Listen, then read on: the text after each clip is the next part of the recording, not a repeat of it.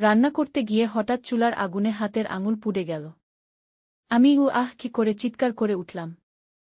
ছেলে রান্নাঘরে ছুটে এলো। কি হয়েছে মা? আমি আঙুল দেখিয়ে বললাম, পুড়ে গেছে।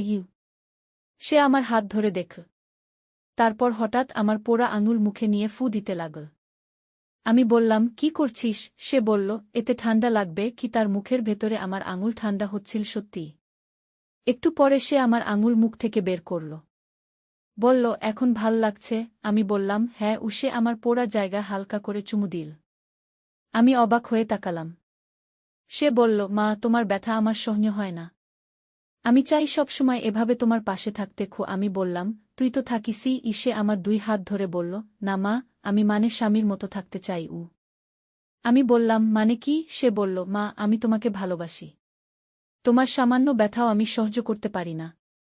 আমি চাই তুমি আমার স্ত্রী হয়ে যাও। আমি সারা জীবন এভাবে তোমার যত্ন নেব। আমার পোড়া হাত কাঁপছিল। আমি বললাম, তুই কি বলছিস? সে বলল, মা, আমি সিরিয়াস। তুমি আমাকে বিয়ে করো। আমি প্রমাণ করে দেব আমি তোমার সবচেয়ে ভালো স্বামী হতে পারব। এই গল্পটি সম্পূর্ণ শুনলে আপনাদের পানি অটোমেটিক বের হয়ে যাবে, সো যত দ্রুত সম্ভব হাতের কাছে টিস্যু নিয়ে বসে পড়ো। বিছানার চাদর যেন নষ্ট না হয় সেটা সম্পূর্ণ খেয়াল রাখার অনুরোধ জানিয়ে গল্পটি এখন শুরু করব। তার আগে সর্বশেষ অনুরোধ, দয়া করে এমন পানি বের করার গল্প নিয়মিত শুনতে আমাদের চ্যানেলটি সকলেই সাবস্ক্রাইব করুন। ধন্যবাদ। হ্যালো বন্ধুরা, আমার নাম পূর্ণিমা খান। আমার বয়স 44 বছর। আমার স্বামীর নাম তাহমিদ খান, বয়স 47 বছর। আমাদের 2 সন্তান, রিয়ান আর সানিয়া। রিয়ান 21 বছর বয়সী, বিশ্ববিদ্যালয়ে পড়ে। সানিয়া 14 বছর বয়সী, স্কুলে যায়। আমি এই গল্পটা বলার আগে বলে রাখি, যা ঘটেছিল তা এতটাই অবিশ্বাস্য যে এখনও মাঝে মাঝে মনে হয় স্বপ্ন দেখছিলাম। কিন্তু হঠাৎ করেই সব পাল্টে গেল। সেদিনই রাতে তাহমিদ বাসায় এসে খুব উত্তেজিত হয়ে বলল, পূর্ণিমা, আমার একটা দারুণ খবর আছে। আমার কোম্পানি আমাকে আমেরিকায় পাঠাতে চায় একটা বড় প্রজেক্টের জন্য। আমি অবাক হয়ে জিজ্ঞেস করলাম, কতদিনের জন্য? তাহমিদ বলল, 3 বছর। এটা আমার ক্যারিয়ারের জন্য অনেক ভালো সুযোগ। আমি বললাম, আমরা সবাই যাব? তাহমিদ বলল, হ্যাঁ, পুরো পরিবার। রিয়ান আর সানিয়া ওখানেই পড়াশোনা করবে। এই খবর শুনে আমার মাথায় যেন বজ্রপাত হল। আমেরিকা গেলে তো রিয়ানের সাথে আমার সম্পর্কের বিশ্বাসটাই শেষ হয়ে যাবে। নতুন পরিবেশে, নতুন মানুষদের সাথে এসব চিন্তা করার সময় পাব না। রিয়ান যখন এই খবর শুনল, তার মুখ ম্লান হয়ে গেল। সে আমার দিকে তাকাল। আমি বুঝতে পারলাম সেও একই কথা ভাবছে। কিন্তু তাহমিদ আর সানিয়ার সামনে কিছু বলা সম্ভব ছিল না। রাতে সবাই ঘুমিয়ে গেলে রিয়ান আমার ঘরে এল। বলল, মা, এখন কি হবে? আমি বললাম, জানি না রিয়ান। সব তো উল্টে গেল। রিয়ান বলল, আমি আমেরিকা যাব না। আমি এখানেই থেকে যাব। আমি বললাম, তুই না গেলে তাহমিদ সন্দেহ করবে। আর তোর পড়াশোনার কি হবে? রিয়ান বলল, আমি ঢাকায় চলে যাব। ওই চাকরিটা নিয়ে নেব। তুমিও আমেরিকা যাওয়ার সময় কোনো অজুহাত দেখিয়ে এখানে থেকে যাও। কিন্তু এটা তো সম্ভব নয়। স্বামীর সাথে আমেরিকা না গেলে সবাই প্রশ্ন করবে। আমি বললাম, রিয়ান, এভাবে হবে না। রিয়ান আমার হাত ধরে বলল, তাহলে তুমি কি চাও? আমি তোমাকে ছেড়ে আমেরিকা যাব? আমি অনেকক্ষণ চুপ করে রইলাম। তারপর বললাম, রিয়ান, হয়তো এটাই ভাগ্যের খেলা। আমরা যা পরিকল্পনা করেছিলাম তা হয়তো ঠিক ছিল না। রিয়ান বলল, না মা, আমি এত সহজে হার মানব না। আমি একটা উপায় বের করব। পরের কয়েকদিন রিয়ান অনেক চিন্তাভাবনা করল। অবশেষে একদিন সে আমার কাছে এল। বলল, মা, আমি একটা পরিকল্পনা করেছি। আমি জিজ্ঞেস করলাম, কি? সে বলল, আমি বাবাকে বলব যে আমি এখানেই বিশ্ববিদ্যালয়ে পড়াশোনা শেষ করতে চাই। আমেরিকা গিয়ে নতুন করে শুরু করতে চাই না। আমি বললাম, কিন্তু তাহমিদ মানবে? রিয়ান বলল, আমি তাকে বোঝাব। আর তুমি বলবে যে তুমি আমাকে একা রেখে যেতে পার না। আমার খেয়াল রাখার জন্য তোমাকে এখানে থাকতে হবে। এই পরিকল্পনা শুনে আমার মনে একটু আশা জাগল। কিন্তু তাহমিদকে বোঝানো এত সহজ হবে না। সে খুবই উচ্চাবিলাসী। আমেরিকার এই সুযোগ হাতছাড়া করতে চাইবে না। কয়েকদিন পর রিয়ান তাহমিদের সাথে কথা বলল। বলল, বাবা, আমি আমেরিকা যেতে চাই না। এখানেই পড়াশোনা শেষ করব। তাহমিদ রেগে গিয়ে বলল, কেন? আমেরিকায় কত ভালো সুযোগ পাবি। রিয়ান বলল, আমি এখানেই স্বাচ্ছন্দ্য বোধ করি। আর এই বয়সে নতুন দেশে নতুন ভাষা, নতুন সংস্কৃতিতে মানিয়ে নিতে কষ্ট হবে। তাহমিদ বলল, এসব অজুহাত। তুই যাবি গু? রিয়ান আমার দিকে তাকাল। আমি বললাম, তাহমিদ, রিয়ান না চাইলে জোর করে নিয়ে যাওয়া ঠিক হবে না। আর আমিও তাকে একা রেখে যেতে পার না। তাহমিদ অবাক হয়ে বলল, তুমিও যাবে না? আমি বললাম, রিয়ান এখনো ছোট, একা থাকতে পারবে না। কেউ তো তার দেখাশোনা করবে। তাহমিদ বলল, কিন্তু এটা আমার ক্যারিয়ারের সবচেয়ে বড় সুযোগ। তুমি আমার সাথে না গেলে কেমন লাগবে? আমি বললাম, তুমি যাও, 3 বছর পর ফিরে এসো। আমি আর রিয়ান এখানেই থাকব। তাহমিদ রাগে ফেটে পড়ল। বলল, এ কি কথা? পরিবার ভেঙে দিতে চাও? এই নিয়ে বেশ কয়েকদিন ঝগড়া চল। অবশেষে তাহমিদ একটা সমাধানের কথা ভাবল। সে বলল, তাহলে এটা করি। আমি আর সানিয়া আমেরিকা যাব। তুমি আর রিয়ান এখানে থাক। বছরে একবার দেখা হবে। আমি মনে মনে খুশি হলাম, কিন্তু বাইরে থেকে দুঃখের ভাব করে বললাম, এছাড়া আর কোনো উপায় নেই। সানিয়াও আমেরিকা যেতে উৎসুক ছিল। সে বলল, মা, আমি বাবার সাথে যাব। ওখানে পড়াশোনা ভালো। এভাবে ঠিক হলো যে তাহমিদ আর সানিয়া আমেরিকা যাবে। আমি আর রিয়ান এখানে থাকব। তাহমিদ বলল, পূর্ণিমা, তুমি ঠিক সিদ্ধান্ত নিচ্ছ তো? পরে আফসোস করবে না? আমি বললাম, না, আমি আমার সিদ্ধান্তে স্থির আছি। ভিতরে ভিতরে আমি উৎফুল্ল হয়েছিলাম। রিয়ানের সাথে একা থাকার সুযোগ পেয়ে যাচ্ছি। 2 মাস পর তাহমিদ আর সানিয়া আমেরিকার জন্য রওনা দিল। বিদায়ের সময় তাহমিদ বলল, পূর্ণিমা, তুমি একা একা কষ্ট পেলে আমাকে জানিও। আমি ব্যবস্থা করব। আমি বললাম, হ্যাঁ, চিন্তা করো না গি। তাদের চলে যাওয়ার পর আমি আর রিয়ান বাসায় একা রইলাম। প্রথম কয়েকদিন খুবই অদ্ভুত লাগছিল। সানিয়ার না থাকা, তাহমিদের না থাকা। কিন্তু রিয়ানের সাথে এই নতুন জীবন শুরু করার উত্তেজনায় আমি ভরপুর ছিলাম। কিন্তু আসল ধাক্কা এলো তার পরের সপ্তাহে। একদিন সকালে আমি অসুস্থ বোধ করলাম। বমি বমি ভাব, দুর্বলতা। রিয়ান চিন্তিত হয়ে ডাক্তার দেখাতে নিয়ে গেল। ডাক্তার পরীক্ষা করে বললেন, আপনি গর্ভবতী গু। এই কথা শুনে আমি আর রিয়ান দুজনেই হতবাক হয়ে গেলাম। আমার বয়স 44। এই বয়সে গর্ভধারণ, আর সেটাও তাহমিদের সন্তান। ডাক্তার বললেন, প্রায় 2 মাসের গর্ভ। বাসায় ফিরে আমি আর রিয়ান দুজনেই চুপ করে বসে রইলাম। রিয়ান প্রথমে কিছু বলল না। তারপর বলল, মা, এখন কি করব? আমি বললাম, জানি না। রিয়ান বলল, বাবাকে জানাবে? আমি ভাবলাম, তাহমিদকে জানালে সে হয়তো আমাকে আমেরিকা চলে যেতে বলবে। আর তাহলে রিয়ানের সাথে আমার সম্পর্কের সব পরিকল্পনা শেষ। আমি বললাম, এখনই নয়, আগে দেখি কি করা যায়। রিয়ান বলল, মা, তুমি চাইলে গি। কথাটা পুরো বলল না, কিন্তু আমি বুঝতে পারলাম সে গর্ভপাতের কথা বলতে চেয়েছিল। আমি বললাম, না রিয়ান, এটা ঠিক হবে না। রিয়ান বলল, তাহলে বাচ্চাটা হোক। আমি তোমার আর বাচ্চার যত্ন নেব। তার এই কথায় আমার চোখে পানি এসে গেল। আমি বললাম, রিয়ান, তুই কত ভালো, কিন্তু এটা তো তোর বাবার সন্তান। রিয়ান বলল, আমার কাছে ওটা তোর সন্তান, আর তাই আমার কাছে গুরুত্বপূর্ণ।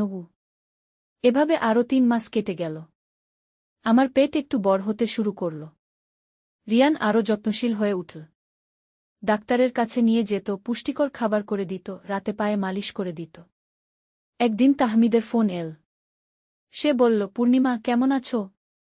রিয়ান কেমন? আমি বললাম, ভালো আছি। রিয়ান খুব যত্ন নিচ্ছে কি? তাহমিদ বলল, ভালো। আমি আর সানিয়া ভালো আছি। কাজ অনেক চাপু। তার সাথে কথা বলতে বলতে আমার মনে হলো, আমি তাকে কত বড় একটা মিথ্যা বলে যাচ্ছি। কিন্তু অন্য উপায় কি? এই অবস্থায় সত্য বলা সম্ভব নয়। আরও 2 মাস পর আমার প্রসবের সময় হল। রিয়ান আমাকে হাসপাতালে নিয়ে গেল। একটি সুস্থ মেয়ে সন্তান জন্মগ্রহণ করল। রিয়ান খুশিতে কেঁদে ফেল। বলল, মা, বাচ্চাটা কত সুন্দর গু। আমি বললাম, রিয়ান, তোর বাবাকে খবর দিতে হবে। রিয়ান বলল, হ্যাঁ মা। কিন্তু তুমি কি বলবে? আমি ভাবলাম। তারপর বললাম, বলব যে বাচ্চাটা প্রিম্যাচিওর হয়েছে। আরও কিছুদিন হাসপাতালে থাকতে হবে গুই। তাহমিদকে ফোন করে জানালাম। সে খুব খুশি হয়ে বলল, সত্যি? আমি বাবা হয়েছি আবার? বাচ্চাটা কেমন? আমি বললাম, মেয়ে। খুব সুন্দর, কিন্তু একটু আগে জন্মেছে। তাই ডাক্তার আরও কিছুদিন হাসপাতালে রাখতে বলেছেন গু। তাহমিদ বলল, ঠিক আছে। আমি আসতে পারছি না কাজের জন্য। তুমি রিয়ানের সাথে সব সামলাও। আমি বললাম, হ্যাঁ ঠিক আছে গু। হাসপাতাল থেকে ছাড়া পেয়ে আমরা বাসায় ফিরলাম। রিয়ান বাচ্চার জন্য সব ব্যবস্থা করে রেখেছিল। দোলনা, কাপড়-চোপড়, খেলনা, সব কিছু। বাচ্চার নাম আমি বললাম, রিয়ান তুই পাগল হয়ে গেছিস নাকি? আমি তোর মা, তুই আমার ছেলে। এসব কথা বলা ঠিক নয়। সে বলল, কিন্তু মা, প্রকৃতিতে এমন সম্পর্ক আছে। আর আমরা তো রক্তের সম্পর্কে নেই। আমি দত্তক নেওয়া গু। এই কথা শুনে আমি থমকে গেলাম। হ্যাঁ, রিয়ান ঠিকই বলেছে। সে আমাদের দত্তক নেওয়া ছেলে। তার বয়স যখন মাত্র 6 মাস, তখন আমরা তাকে পালক হিসেবে নিয়ে এসেছিলাম। তারপর আইনত দত্তক নেওয়ার সব প্রক্রিয়া সম্পন্ন করেছিলাম। কিন্তু এতদিন আমরা কেউই এই বিষয়টি নিয়ে ভাবিনি। রিয়ান আমাদের নিজের সন্তানের মতোই ছিল। এমনকি সে নিজেও জানত যে সে দত্তক। কিন্তু কখনো এভাবে ভাবেনি। আমি বললাম, হ্যাঁ তুই দত্তক। কিন্তু তাই বলে কথা শেষ করতে পারলাম না। সে এগিয়ে এসে আমার 2 গাল হাতে নিয়ে বলল, মা, আমি জানি এটা অস্বাভাবিক। কিন্তু আমার হৃদয় বলছে এটাই ঠিক। আমি তোমাকে একজন নারী হিসেবে ভালোবাসি। তার কথা শুনে আমার মাথা ঘুরতে শুরু করল। আমি বসে পড়লাম রান্নাঘরের চেয়ারে। রিয়ান আমার পাশে হাঁটু গেড়ে বসল। বলল, মা, তুমি চিন্তা করো। আমি অপেক্ষা করব। কিন্তু প্লিজ আমার প্রস্তাবটা ভাবো গু। আমি বললাম, রিয়ান, এই ব্যাপারে তোর বাবার সাথে কথা বলেছিস? সে মাথা নেড়ে বলল, না। প্রথমে তোমার মতামত জানতে চেয়েছিলাম গু। আমি বললাম, তাহলে তোর বাবাকে এসব কিছু বলিস না। আগে আমাকে ভাবতে দেগি। সেদিন সারারাত আমি ঘুমাতে পারিনি। রিয়ানের কথাগুলো বারবার মনে পড়ছিল। সত্যি বলতে তার আচরণে আমি বিব্রত হওয়ার চেয়ে বেশি অবাক হয়েছিলাম। কারণ গত কয়েক মাসে আমি নিজেও রিয়ানের প্রতি একটা অদ্ভুত আকর্ষণ অনুভব করছিলাম। রিয়ান গত 2 বছরে অনেক পরিবর্তন হয়েছে। সে এখন লম্বা, সুদর্শন একজন যুবক। তার গড়ন, তার কথাবার্তা, সবকিছুতেই একটা পুরুষালী ভাব এসেছে। আমি কয়েকবার নিজেকে তার দিকে অন্যভাবে তাকাতে দেখেছি। কিন্তু সেসব ভাবনা মন থেকে সরিয়ে দিয়েছি। পরের দিন সকালে রিয়ান কলেজে চলে গেল। তাহমিদ অফিসে, সানিয়া স্কুলে। আমি একা ঘরে বসে ভাবতে লাগলাম। হঠাৎ মনে পড়ল, আমার এক বান্ধবী রুমা একবার বলেছিল, তার পরিচিত একটি পরিবারে এমনই ঘটনা ঘটেছিল। সেখানেও ছেলেটি দত্তক ছিল এবং পরে মায়ের সাথে বিয়ে করেছিল। তখন আমি বিষয়টা নিয়ে খুব একটা ভাবিনি। কিন্তু এখন মনে হচ্ছে হয়তো এটা এতটা অস্বাভাবিক নয়। অন্তত আইনগতভাবে কোনো সমস্যা নেই, কারণ আমরা রক্তের সম্পর্কে নেই। দুপুরে রিয়ান কলেজ থেকে ফিরল। আমি তখন বারান্দায় বসে সেলাই করছিলাম। সে এসে আমার পাশে বসল। বলল, মা, কাল রাতে তুমি ঘুমাতে পারোনি। আমি দেখেছি তোমার ঘরে আলো জ্বলছিল। আমি বললাম, হ্যাঁ, তোর কথাগুলো ভাবছিলাম। সে উৎসুক হয়ে জিজ্ঞেস করল, কি সিদ্ধান্ত নিয়েছ? আমি বললাম, এখনো কিছু ভাবিনি। আমার আরও সময় দরকার। রিয়ান বলল, মা, আমি বুঝি এটা তোমার জন্য কঠিন। কিন্তু আমি চাই তুমি জানো আমার ভালোবাসা কতটা সত্য। এই বলে সে আমার হাত ধরল। তার স্পর্শে আমার শরীরে একটা শিহরণ খেলে গেল। আমি বললাম, রিয়ান, এসব নিয়ে এখন কথা বলি না। তোর বাবা আসার আগে। সে বলল, ঠিক আছে। কিন্তু মা, আমি যদি তোমাকে প্রমাণ করে দেই যে আমি তোমাকে একজন স্বামী হিসেবে কতটা খুশি রাখতে পারি? আমি অবাক হয়ে বললাম, মানে? সে বলল, আজ থেকে আমি ঘরের সব কাজকর্ম করব। রান্না, পরিষ্কার, সবকিছু। তুমি শুধু আরাম করবে। দেখো আমি কতটা যত্ন নিতে পারি। আমি মনে মনে ভাবলাম, এতে অসুবিধা কি? ঘরের কাজে সাহায্য পেলে তো ভালোই। আমি বললাম, ঠিক আছে। কিন্তু এতে কিছু প্রমাণ হবে না। সে হেসে বলল, দেখা যাক। সেদিন থেকে রিয়ান যেন পাল্টে গেল। সকালে ঘুম থেকে উঠেই সে চা বানিয়ে আমার বিছানায় দিয়ে যেত। তারপর নাশতা তৈরি করত। কলেজ যাওয়ার আগে সব কাজ গুছিয়ে দিত। দুপুরে ফিরে এসেই রান্না শুরু করত। আমাকে বলতো, মা, তুমি বিশ্রাম নাও। আমি সব সামলাচ্ছি। ও সন্ধ্যায় ঘর পরিষ্কার করত, কাপড় ধুত। এমনকি আমার পায়ে তেল মালিশ করে দিত। প্রথম দিকে আমি অস্বস্তি বোধ করতাম। রিয়ান বলল, মা, এসব নিয়ে আমি ভেবেছি। আমরা চাইলে অন্য কোথাও চলে যেতে পারি। নতুন পরিচয় নিয়ে থাকতে পারি। বাবা আর সানিয়ার জন্য আর্থিক ব্যবস্থা করে দেবগু। আমি বললাম, কিন্তু তোর বাবা তাহমিদ? সে আমাকে এত ভালোবাসে। আমি তাকে ছেড়ে কিভাবে যাব? রিয়ান বলল, মা, আমি বুঝি এটা কঠিন। কিন্তু তুমি কি খুশি বাবার সাথে? এই প্রশ্নটা আমাকে ভাবিয়ে তুলল। সত্যি বলতে, বিয়ের পর থেকেই তাহমিদের সাথে আমার সম্পর্ক একটা রুটিনের মতো হয়ে গিয়েছিল। তার কাজ নিয়ে এত ব্যস্ততা যে আমার দিকে খেয়াল করার সময় নেই। অনেক সময় মনে হয় আমি শুধু একটা গৃহিণী, স্ত্রী নই। আমি বললাম, রিয়ান, আমি বুঝতে পারছি না কি করব। সে এগিয়ে এসে আমার কাঁধে হাত রাখল। বলল, মা, আমি তোমাকে কোনো চাপ দিতে চাই না। তুমি যা সিদ্ধান্ত নেবে আমি মেনে নেব। কিন্তু জানো, তোমাকে খুশি দেখতে চাই। তার এই কথায় আমার চোখে পানি এসে গেল। আমি বললাম, তুই কত ভালো রিয়ান। কিন্তু এই সিদ্ধান্ত নেওয়া এত সহজ নয়। সে আমার চোখের পানি মুছে দিয়ে বলল, আমি জানি মা। তুমি সময় নাও। আমি অপেক্ষা করব। সেদিন রাতে আবারও আমি ঘুমাতে পারলাম না। মনে হচ্ছিল একটা ভয়ানক ঝড়ের মধ্যে আছি। একদিকে তাহমিদ, সানিয়া, আমার বর্তমান জীবন। অন্যদিকে রিয়ান, যে আমাকে এত ভালোবাসে, এত যত্ন করে। পরের দিন দুপুরে রিয়ান বাসায় ফিরে দেখে আমি অসুস্থ। জ্বর এসেছে। সে ঘাবড়ে গিয়ে বলল, মা, কি হয়েছে? আমি বললাম, কিছু না, সামান্য জ্বর। সে তৎক্ষণাৎ ডাক্তার ডাকতে চাইল। আমি বললাম, দরকার নেই। রিয়ান সারাদিন আমার পাশে বসে থাকল। মাথায় ভেজা কাপড় দিত, ওষুধ খাওয়াত, খাবার করে দিত। রাতে তাহমিদ অফিস থেকে ফিরে এসে বলল, তুমি অসুস্থ? রিয়ান বলেছে আমি বললাম, হ্যাঁ, জ্বর এসেছিল। এখন ভালো। তাহমিদ বলল, ওহ, তাহলে ভালো। আমি একটু টিভি দেখি এই বলে সে চলে গেল। কিন্তু রিয়ান রাত 12টা পর্যন্ত আমার পাশে বসে রইল। বারবার জিজ্ঞেস করত, মা, এখন কেমন লাগছে? এই ঘটনার পর আমার মনে হল রিয়ানই আমার প্রকৃত সঙ্গী। তাহমিদ কেবল একটা নাম মাত্র। আমি অসুস্থ হলেও তার কোনো খেয়াল নেই। কিন্তু রিয়ান আমার সামান্য কষ্টেও ব্যাকুল হয়ে যায়। কিন্তু তবুও সিদ্ধান্ত নিতে পারছিলাম না। একদিন আমি আমার বান্ধবী রুমাকে ফোন করলাম। তাকে পুরো ব্যাপারটা খুলে বললাম। রুমা প্রথমে অবাক হল।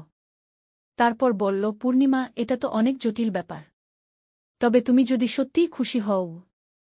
আমি বললাম, রুমা, তুই তো একবার বলেছিলি এমনই একটা ঘটনার কথা। রুমা বলল, হ্যাঁ, আমার এক দূর সম্পর্কের আত্মীয়ের ক্ষেত্রে। সেখানে ছেলেটা দত্তক ছিল। পরে মায়ের সাথে বিয়ে করেছে। এখন তারা ভালো আছে।